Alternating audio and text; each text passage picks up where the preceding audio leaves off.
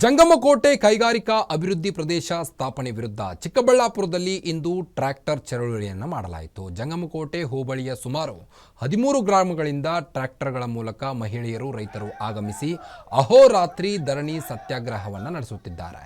ಕರ್ನಾಟಕ ರಾಜ್ಯ ರೈತ ಸಂಘ ಮತ್ತು ಹಸಿರು ಸೇನೆ ವತಿಯಿಂದ ಜಿಲ್ಲಾಡಳಿತ ಕಚೇರಿ ಬಳಿ ಬೃಹತ್ ಪ್ರತಿಭಟನೆಯನ್ನು ನಡೆಸಲಾಗ್ತಾ ಇದೆ. ರೈತರ ಫಲವತ್ತಾದ ಭೂಮಿ ಸ್ವಾಧೀನ ಮಾಡುತ್ತಿರುವುದರ ವಿರುದ್ಧ ಸರ್ಕಾರದ ವಿರುದ್ಧ ಆಕ್ರೋಶವನ್ನು ವ್ಯಕ್ತಪಡಿಸಿದರು.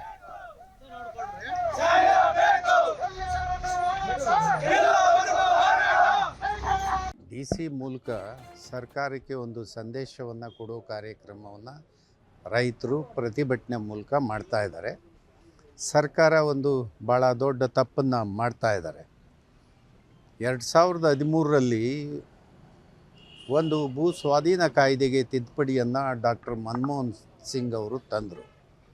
ಅದು ಕಾಂಗ್ರೆಸ್ ಪಕ್ಷದ ಮಹತ್ವಾಕಾಂಕ್ಷಿ ಕಾರ್ಯಕ್ರಮ. ಅದಕ್ಕೆ ತಿದ್ದುಪಡಿ ಮಾಡ್ಬೋದಾ ಸಿದ್ದರಾಮಯ್ಯ? ನೀವು ಸರಿ ಮಾಡ್ಬೋದಪ್ಪ ಅದು? ನೀವು ಅವತ್ತೇನು ಹೇಳಿದ್ರಿ 2018ರಲ್ಲಿ ಕುಮಾರಸ್ವಾಮಿ ತಿದ್ದುಪಡಿ ಮಾಡುವಾಗ? ನಾನು ಅದೇ ಸಂದರ್ಭದಲ್ಲಿ ಗೆಲೋಟ್ ಅಂತ ಹೇಳಿ ರಾಜಸ್ಥಾನ ಮುಖ್ಯಮಂತ್ರಿ ಇದ್ದರು.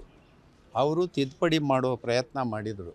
ಆವಾಗ ರಾಹುಲ್ ಗಾಂಧಿ ಒಂದು ಪತ್ರ ಬರೀತಾರೆ, ಪಕ್ಷದ ಅಧ್ಯಕ್ಷರು, ಇದು ಕಾಂಗ್ರೆಸ್ ಪಕ್ಷದ ಮಹತ್ವಾಕಾಂಕ್ಷಿಯ ಯೋಜನೆ, ರೈತರಿಗೆ ನಾವೇನೂ ಕೊಟ್ಟಿಲ್ಲ,